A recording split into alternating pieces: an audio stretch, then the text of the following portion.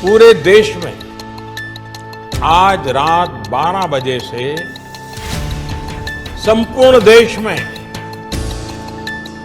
संपूर्ण लॉकडाउन होने जा रहा है। तो सुना आपने प्रधानमंत्री नरेंद्र मोदी को, उन्होंने कहा है आज रात 12 बजे से पूरे देश में संपूर्ण लॉकडाउन।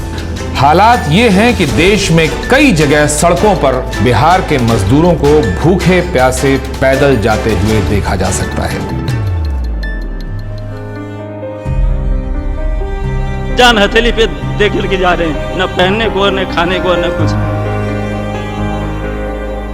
कैसे मर जाऊं, क्या रहूं, क्या खाऊं, कोई सुविधा नहीं तो क्या करूं। तो हम लोग नहीं जाएंगे तो यहाँ मर जाएंगे भूखा प्यासा।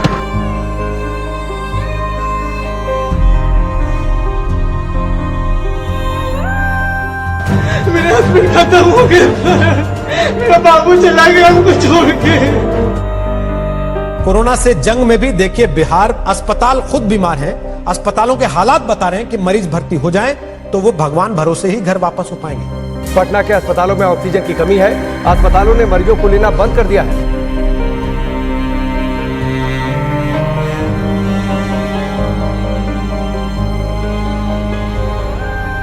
समझ लो ऐसी यादें हैं कि मरते दम तक नहीं भूल पाएंगे। कोविड विश्वव्यापी समस्या थी, संकट आया, सबको कष्ट हुआ, लॉकडाउन हुआ, त्राही त्राही मची। लेकिन पूरे देश में जो दुर्दशा बिहार के लोगों की हुई, लोगों ने बिहार के लोगों को घरों से निकाल दिया। लोगों को बस तक नहीं मिला, ट्रेन नहीं, गाड़ी नहीं, पैदल चल के बच्चों को लेकर अपनी पोटली, अपनी जीवन की पूरी कमाई, जमा पूंजी लेकर हजार किलोमीटर महिलाएं, बच्चे पैदल चलकर आए। महीनों तक वो नजारा चलता रहा और हम जैसे लोग सारी शक्ति, ताकत, साधन होने के बावजूद कुछ नहीं कर सके। तो ऐसा लगा कि नहीं, अगर भगवान ने शक्ति बुद्धि दी है, कुछ ऐसा करना होगा जिससे कि समाज सुधरे।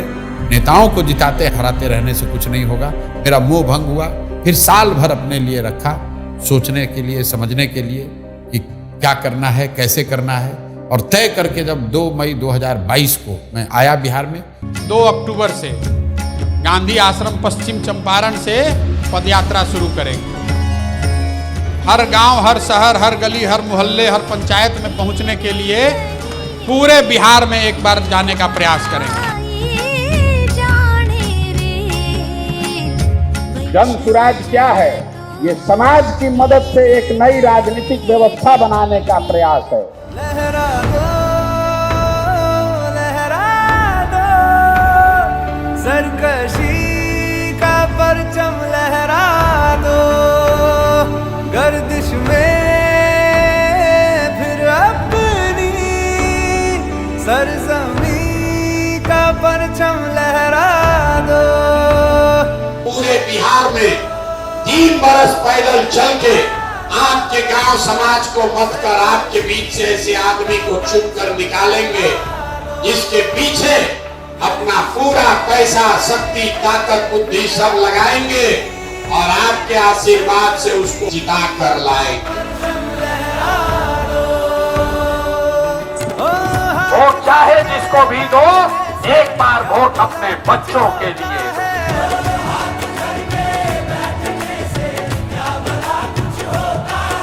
वोट देते समय स्वार्थी बनिए, अपना और अपने बच्चों का हित देखिए।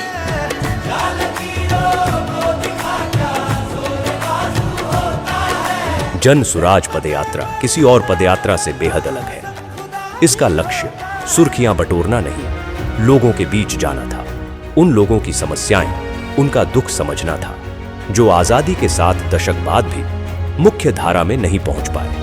प्रशांत किशोर उस बिहार को ढूंढने निकले थे जो विकास की दौड़ में इतना पीछे छूट गया था कि वहां उम्मीद की कोई किरण तक नहीं पहुंचती थी, जिसे देश के सभी नेताओं और दलों ने न सुधर पाने वाला राज्य मान लिया था। जन सुराज पदयात्रा का कोई समय निर्धारित नहीं है। जब तक एक पंचायत की सभी समस्याओं का पता न चले, अलग अलग समाज और वर्गों के लोगों की मुश्किलों का पता न चले, तब तक प्रशांत किशोर उसी पंचायत में रहते। बिहार में ये पहली बार हो रहा था कि कोई व्यक्ति पायदान में खड़े आखिरी शख्स तक पहुंच रहा था, उससे बात कर रहा था।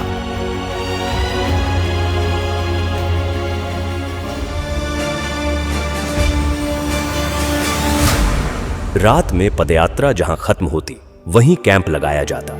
इस कैंप में प्रशांत किशोर 200 से 250 पदयात्रियों के साथ रुकते। न सोने की सही जगह थी, न पीने का साफ पानी। कैंप में सुविधाओं का अभाव था, लेकिन बिहार में बदलाव लाने के हौसले के आगे ये तकलीफें असर नहीं करती थी। सुबह होते ही कैंप में गांव वालों का आना शुरू हो जाता। प्रशांत किशोर उनसे मिलते और उनकी समस्याओं पर बात करते। लोगों को यकीन था कि कोई सुने न सुने प्रशांत किशोर उनकी आवाज सुनेंगे और उनका दुख दूर करेंगे।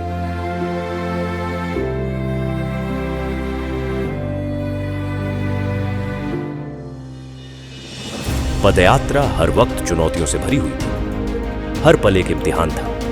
कई सड़कें ऐसी थीं जहां सिर्फ पत्थर नजर आते थे। वहीं कुछ गांव ऐसे थे जहां सड़क पहुंची ही नहीं थी। कभी इतनी बारिश होती कि घुटने तक कीचड़ भर जाता, तो कभी इतनी तेज धूप होती कि 2 कदम चलना भी एक चुनौती बन जाता।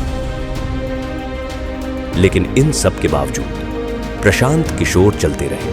तेज धूप, कड़ाके की ठंड या मूसलाधार बारिश, हालात कोई हो, प्रशांत किशोर का मनोबल नहीं तोड़ सका।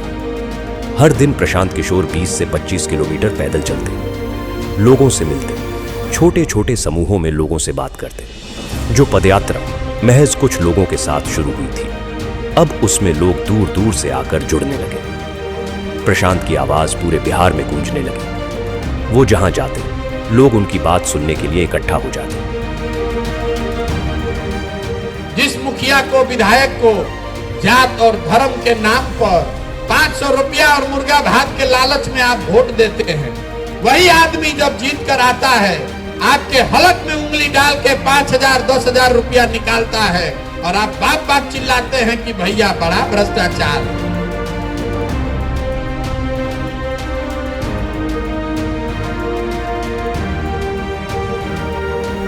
लेकिन इसी बीच कुछ ऐसा हुआ जिसने सबकी सांसें अधर में लटका दी। लगातार खराब रास्तों पर रोजाना 20 से 25 किलोमीटर चलने की वजह से प्रशांत किशोर की कुछ मांसपेशियां फट गईं। वो चलने फिरने में असमर्थ हो गए। डॉक्टर ने उन्हें कुछ हफ्ते आराम करने की सलाह दी। समस्तीपुर में जब एंट्री हो रही थी, वैशाली से हम लोग समस्तीपुर की तरफ बढ़ रहे थे, तो शाम के बाद अचानक से हमारी नज़र जब प्रशांत किशोर पे पड़ी तो उनके पैरों में बहुत तकलीफ थी। मतलब वो जूझ रहे थे उस तकलीफ से, उनसे चला नहीं जा रहा था। और चूंकि वो बहुत संकल्पित थे और जैसा कि सबको पता है वो बहुत जिद्दी आदमी है, 5-6 किलोमीटर का डिस्टेंस अभी और रह गया था। बावजूद इसके कई लोगों ने आके बताया, हम लोगों ने कहा कि भाई आपसे नहीं चला जा रहा है तो आप किसी गाड़ी पे बैठ जाइए, वहाँ से हम लोग चलते हैं। लेकिन तब भी उन्होंने उसको किसी तरीके से कंप्लीट किया। शाम को जब पदयात्री आपस में बैठ के बातचीत कर रहे थे तो ये बातचीत चल रही थी, सब मायूस थे और एक बार के लिए लग रहा था कि अब शायद ये पदयात्रा कभी ना चले, जितना तकलीफ में प्रशांत किशोर उस वक्त दिखाई पड़ रहे थे। लेकिन महज कुछ दिनों के बाद ही उतने ही उत्साह के साथ उसी मोरवा ब्लॉक के लरुआ गाँव से पदयात्रा फिर से शुरू होती है। तो वहाँ महिलाएं उनको आशीर्वाद देने के लिए लगातार आए हैं। सबकी आंखों में आंसू है, इमोशनल है। जैसे ही पदयात्रा चलती है कई लोग उनको गले लगा लेते हैं, कई महिलाएं उनके सर पे हाथ रख देती है उनको आशीर्वाद देने के लिए। बुजुर्ग आके बात करते हैं और गांव में भी एक उत्साह का माहौल होता है कि जिस व्यक्ति को यहीं पे चोट लगी थी वहीं से उनकी शुरुआत हो रही।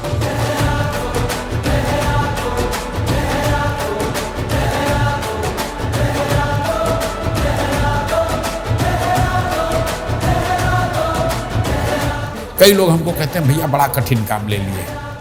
मेरे घर वाले, मेरे दोस्त मित्र, जानने वाले, सहयोगी सब यही कहते हैं ये तो बहुत कठिन काम आपने ले लिया है। मैं कहता हूँ भाई कठिन है इसलिए मुझे करना है, कोई दूसरा नहीं हिम्मत करेगा इसलिए मुझे करना है।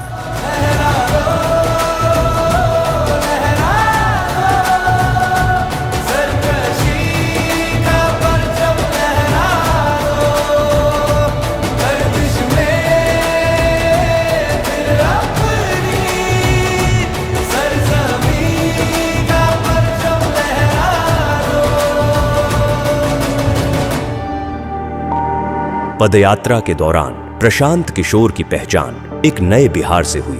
वो बिहार जो आंकड़ों से कहीं ज्यादा गरीब है। बिहार जितना आंकड़ों में गरीब दिखता है और जब आप उसको इन पर्सन फील करते हो तो दोनों में जमीन आसमान का फर्क है। क्या वो इन पर्सन और भी ज्यादा बहुत भयानक दिखता है।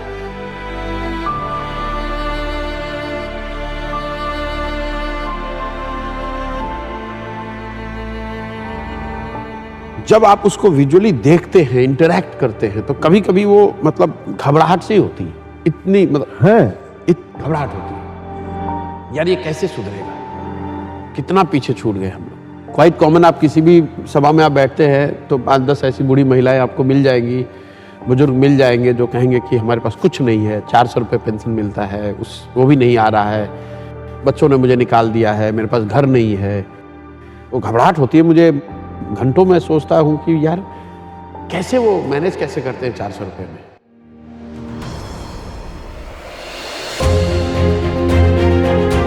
दो सालों की पदयात्रा में प्रशांत किशोर ने लोगों को जागरूक किया, उन्हें अपने वोट की सही ताकत का एहसास करवाया, उन्हें बताया कि उनका और उनके बच्चों का जीवन बदलने का तरीका है सही मुद्दे पर वोट देना। लेकिन हर जगह लोग यही कहते कि उनके पास विकल्प नहीं है। इसके अभाव में हर बार उन्हें न चाहते हुए भी उन्हीं कुछ दलों को वोट देना पड़ता है। इसी सवाल के गर्भ से निकला जन सुराज अभियान को राजनीतिक स्वरूप बनाने का विचार। जन सुराज के 1 करोड़ से ज्यादा संस्थापक सदस्यों के साथ चर्चा की गई, हर बात पर बारीकी से बात की गई और इसके बाद सबकी सहमति से तय हुआ कि इस अभियान को अब राजनीतिक दल का स्वरूप देना जरूरी है ताकि बिहार की विकल्पहीनता खत्म हो। 25 में बिहार में नई व्यवस्था बननी है। आपने हाथ में राखी बांधी है, तब आपका हाथ पकड़ रहे हैं और भरोसा रखिए आपको भी हारने नहीं देंगे। 2025 में जनता का राज बनाए।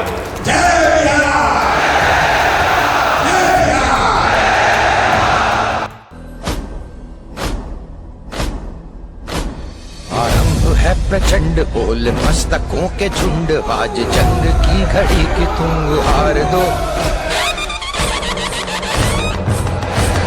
आरंभ है प्रचंड बोल मस्तकों के झुंड, आज जंग की घड़ी की तुम हार दो। मान वान शान या कि जान गाहो दान, आज एक धनुष के बाण पे उतार दो। आरंभ है प्रचंड, करे सो प्राण दे, जो मन करे सो प्राण ले, वही तो एक सर्वशक्तिमान है। विश्व की पुकार है, ये भागवत का सार है कि युद्ध ही तो वीर का प्रमाण है। जो लड़ सका है वो ही तो महान है। जन सुराज को आधिकारिक तौर पर जन सुराज पार्टी के तौर पर स्वीकार कर लिया गया है।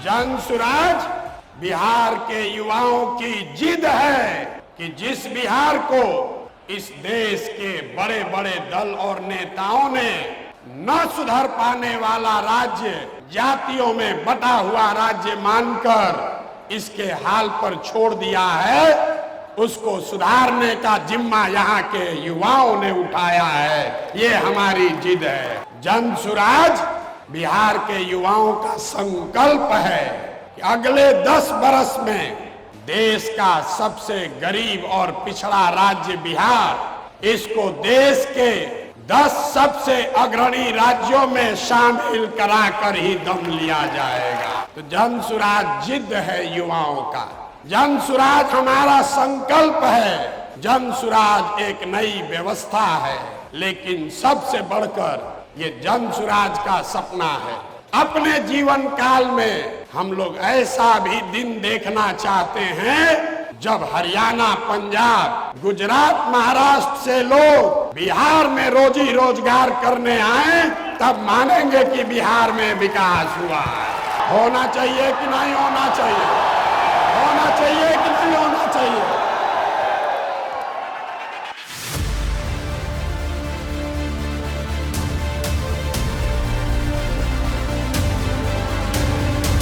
कार्यवाहक अध्यक्ष जिसको नियुक्त किया जा रहा है, जिनके नाम पर सबकी सहमति है। वो सज्जन यहाँ मधुबनी के हैं जिनका नाम है मनोज भारती।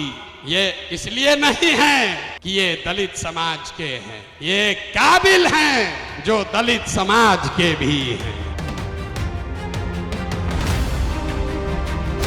ये पहला ऐसा दल होगा जहां पर उम्मीदवारों का चयन जनता के द्वारा किया जाएगा। जनसुराज अपने संविधान में लिख रहा है राइट टू रिकॉल। अगर टिकट पाने के बाद, आपका वोट लेने के बाद भ्रष्टाचार चालू किया तो उसका चाबी आपके हाथ में है। 2.5 वर्ष में उसको वापस बुलाया जाएगा। जनसुराज पार्टी का जो आधिकारिक झंडा होगा उसमें महात्मा गांधी के साथ साथ संविधान निर्माता बाबा साहब अम्बेडकर का चित्र भी शामिल किया जा रहा है। कमर कस लीजिए, जंग की शुरुआत ठान दी है, अब हम लोग पीछे हटने वाले नहीं हैं। जय बिहार, जय बिहार, जय बिहार, जय बिहार, जय बिहार।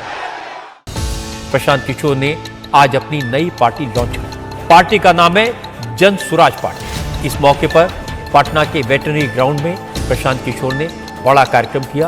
उन्होंने कहा कि वो बिहारियों के सम्मान के लिए काम करेंगे। पार्टी के झंडे पर बापू और बाबा साहब दोनों की फोटो होगी।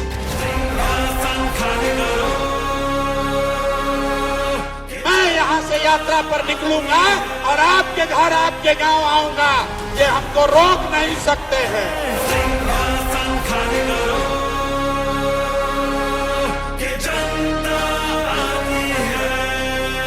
6 महीने के लिए कमर कस लो और अपने इस बेटे, अपने भाई पर भरोसा रखिए।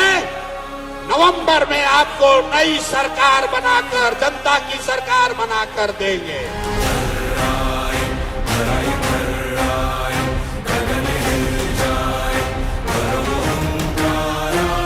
आप हमारे साथ आइए, हमारे साथ आइए और पूरे देश के राजनीति का निडिल घुमाकर अगर बिहार के ओर न कर दिए तो आपका बेटा नहीं।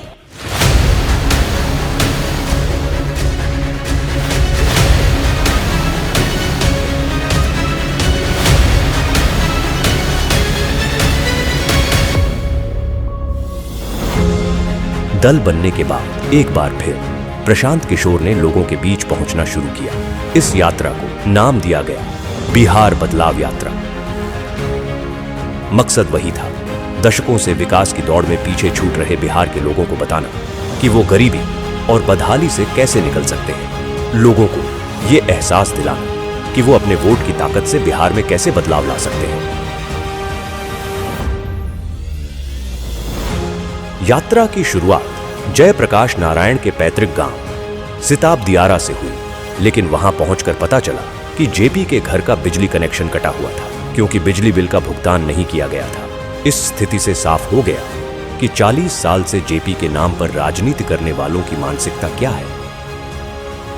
प्रशांत किशोर ने इस स्थिति को जनता के सामने रखा।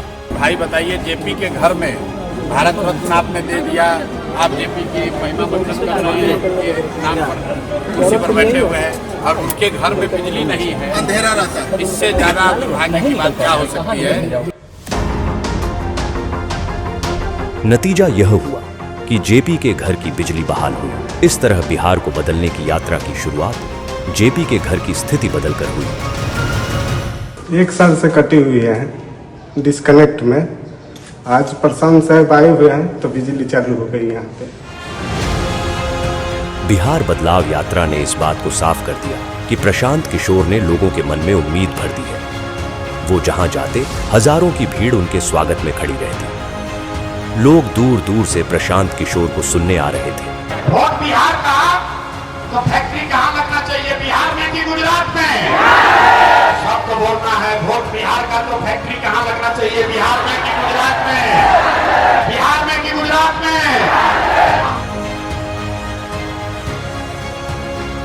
नीतीश कुमार को रखना है कि हटाना है? रखना है कि हटाना है? रखना है कि हटाना है? हाथ उठाकर बोलिए, रखना है कि हटाना है? सभाओं में जन सुराजियों की ऐसी भीड़ उमड़ती कि लोग देखकर दंग रह जाते। सबके मन में सिर्फ एक ही उम्मीद कि प्रशांत किशोर बिहार में बदलाव लाएंगे। बिहार में बदलाव होना चाहिए कि नहीं होना चाहिए? होना चाहिए। अभी होना चाहिए कि 5 वर्ष के बाद? अभी कि 5 वर्ष के बाद? सब लोग तैयार है? अगर सब तैयार है तो हमसे गारंटी ले लीजिए